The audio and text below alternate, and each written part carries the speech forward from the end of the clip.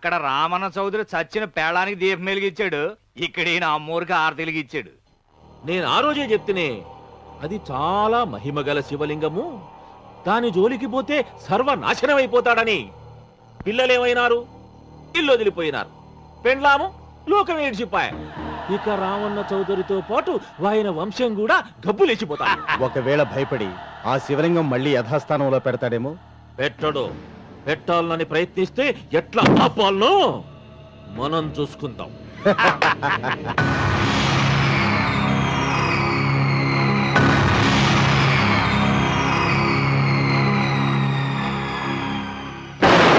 ఆలయాన్ని పడగొట్టించి ఆలయమే లేదు కాబట్టి ఇక పొలం ఎందుకని ప్రశ్నించి అప్పుడు నా స్వాధీనం చేసుకుంటాను. అమ్మవారి ఆలయాన్ని నువ్వు తాకలేవు.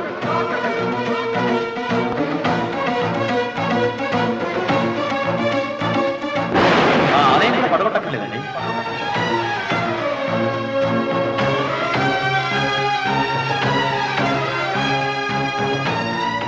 నీ వంశం నిర్వంశమైపోతుంది.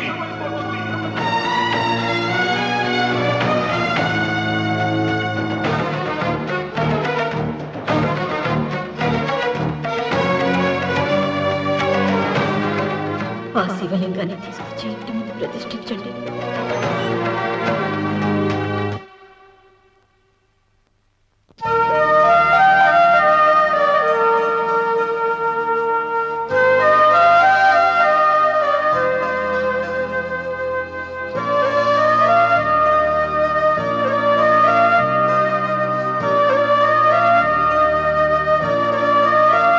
రావుడు, ఆ నెల తర్వాత నీకు శుభార్త. నీకు మనవడు పుట్టాడరా?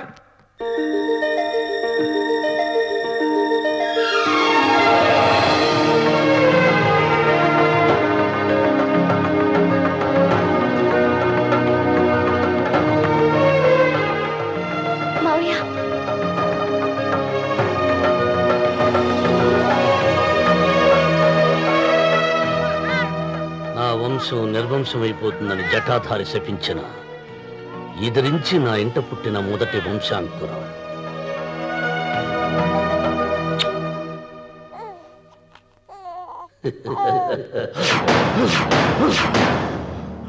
నవ్వుతున్నాడు. ఆ రమణ నవ్వుతున్నాడు. మళ్ళీ నవ్వుతున్నాడు. వాడు నవ్వుతున్నాడు. వారసుని పుట్టాడని హాయిగా నవ్వుతున్నాడు. వాడి ముఖంలో ఆనందం కనిపిస్తే నీ జీవితంలో నిప్పులు పోసుకున్నట్టే తెలుసా? నా అనుమానం మూడో వాట కింద తను ఉంచుకున్న ఆస్తి, అంతస్తు, నగలు అన్ని అన్ని అన్ని ఆ బిడ్డకి రాసిస్తాడు తెలుసా? మొన్న డాక్టర్ పరీక్షించి ఏం చెప్పింది నీకు? పిల్లలు పుట్టే అవకాశం చాలా తక్కువగా ఉంది అని చెప్పలేదు? చెప్పు.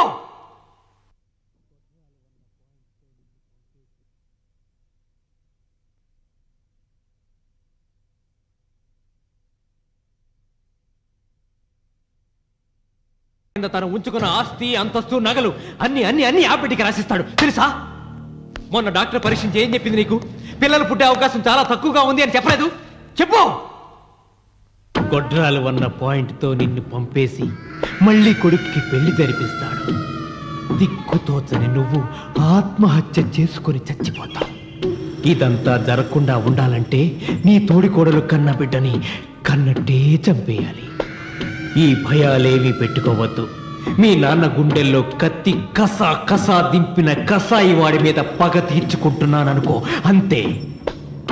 బిడ్డ చచ్చిపోతే దిగులుతో రుక్మిణి చచ్చిపోతుంది.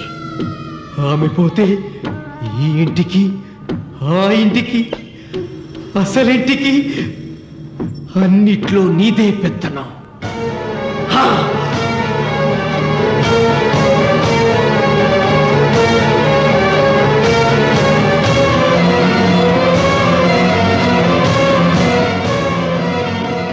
నాకు చిన్న సాయం చేయాలి, చేస్తావా? ఏంటమ్మా?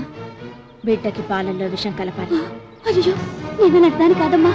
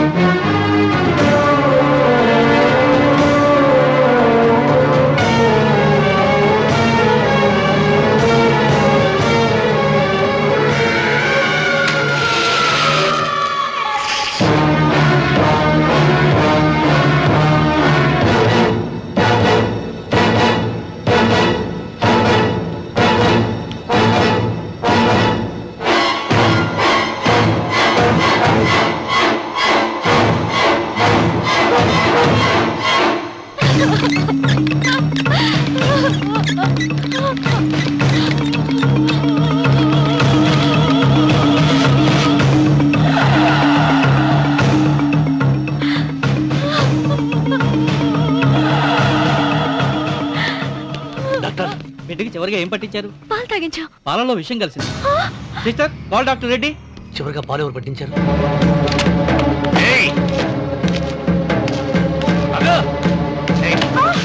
పాలలో ఏం కలిపావు? నాకేం తెలియదు బాబు. నిజం చెప్పు. చెప్పదు బాబు. మీ మరదలే డబ్బిచ్చి బాబుకు పాలలో విషం కలపమని చెప్పింది.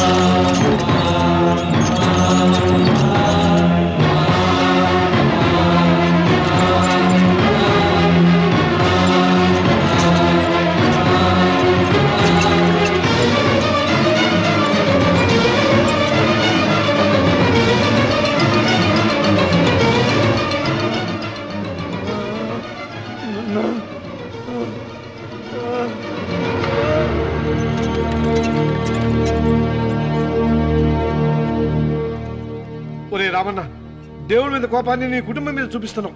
కింద జన్మలో చేసిన పాపం వల్ల నీ తండ్రి అలా అయిపోయాడు, కానీ ఈ జన్మలో చేసిన పుణ్యానికి కాదురా. దేవుణ్ణి చూపించు దేవుణ్ణి చూపించు అన్నావు.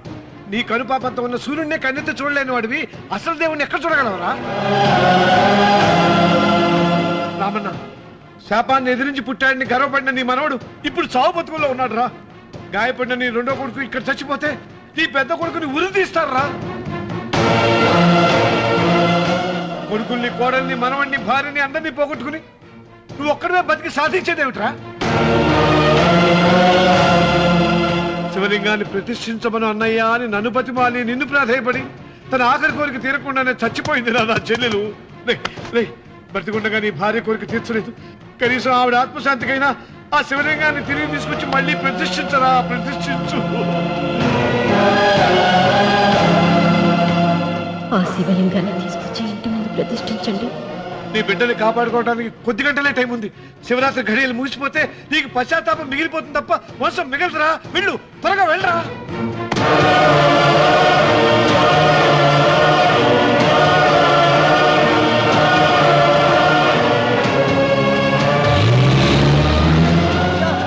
అయ్యా అయ్యా గారు,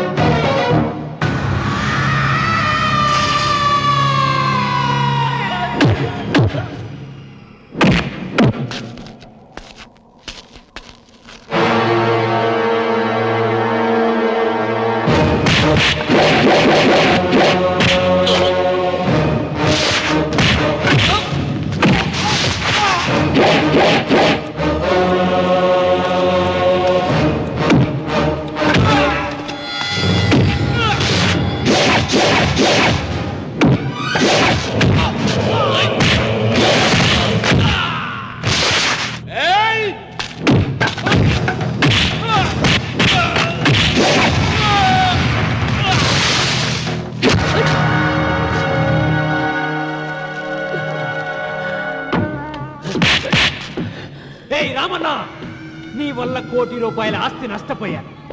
నేను ఇష్టపడిన సీతను నాదానిగా చేసుకోలేకపోయాను. నిన్ను నీ వల్ల 14 ఏళ్ళు శిక్ష అనుభవించాను రా.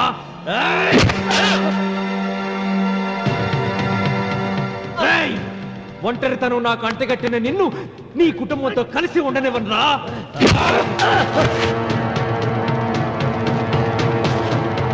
నిన్ను చంపి నా పగ తీర్చుకుంటాను రా.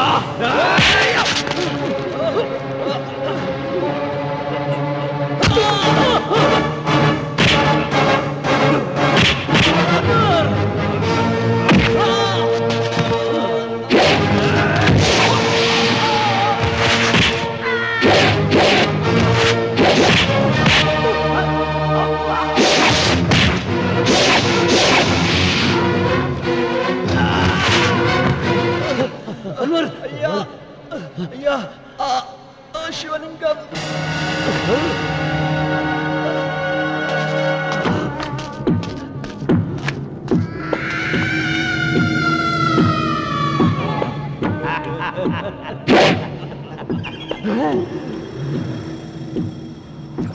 ఏయ్, రాయలసీమ రామన్న చౌదరి,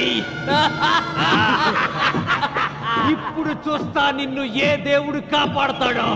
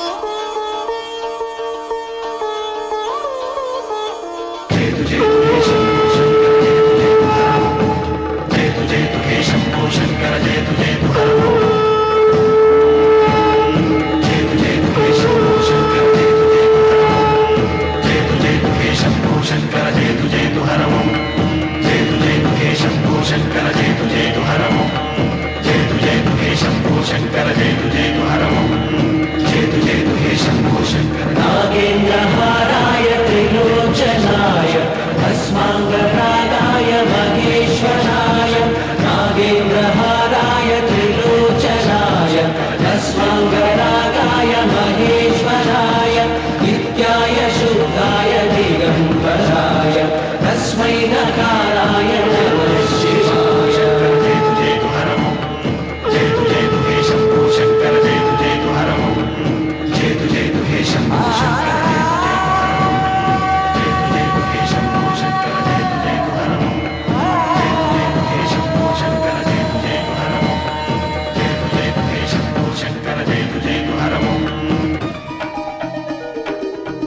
రామన్న చూసావరా భగవంతుడు లీలా నీ కొడుకు కోడలు మనవడు అందరూ గండ నుంచి బయటపడ్డారు ఇక మురళికి శిక్ష పడదు నీ కుటుంబం అంతా చల్లగా ఉంటుంది సీతమ్మ ఆత్మ ఇప్పుడు శాంతిస్తుందిరా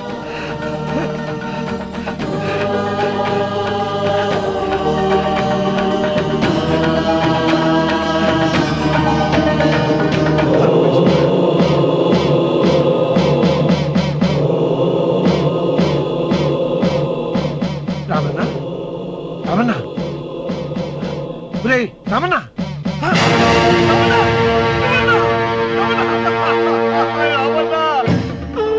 గాలి భూమి నీరు తల్లిదండ్రులు స్నేహితులు మాత్రమే దేవుళ్ళని ఇన్నాళ్ళు అపార్థం చేసుకున్న రామన్న చౌదరి వీటన్నిటినీ సృష్టించిన పరమేశ్వరుడే అసలైన దేవుడని అర్థం చేసుకుని శివ సాన్నిధ్యంలో ఉన్న తన భార్యను కలుసుకోవడానికి కైలాసానికి వెళ్ళిపోయాడు జీవితం చరితార్థం చేసుకున్నాడు.